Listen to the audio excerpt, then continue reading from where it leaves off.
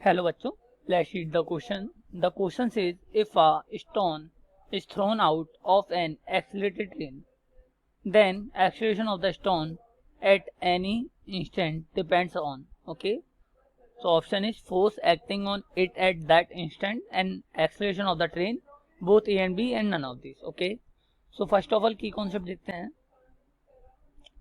इसका एक concept होता है कि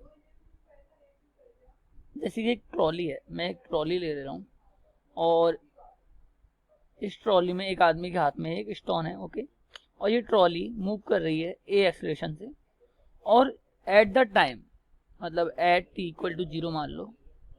ओके, और at t equal to t time पे अगर इस ट्रॉली से मैंने एक पार्टिकल ड्रॉप करा जिस टाइम पे इस ट्रॉली की जो स्पीड है वो v है. ओके, सो जब मैं उस पार्टिकल को ड्रॉप कर दूंगा तो उस पार्टिकल का एक्सेलरेशन तो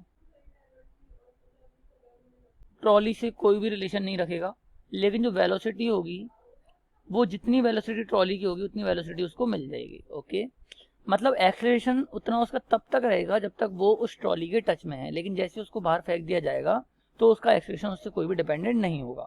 इसी तरीके से अब इस क्वेश्चन में देखो कि एक एक्सेलरेटेड ट्रेन है और उसमें से मैंने वो जो स्टोन है उसको मैंने बाहर फेंक दिया.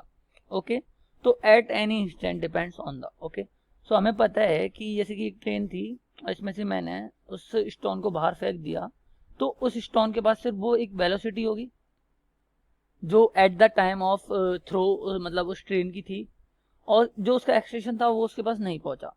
लेकिन इस स्टोन पे और भी बाकी कोई फोर्स लग सकता है, लाइक कि ग्रेविटेशन फोर्स वगैरह, तो वो तो उस पर अप्लाई होगा, लेकिन जो ट्रेन ने एक्सेलरेशन दिया था वो उसको नहीं मिलेगा. So acceleration of the train is wrong. Force acting on it at that instant. So option A is correct. Hope you all get it. Thank you. All the best.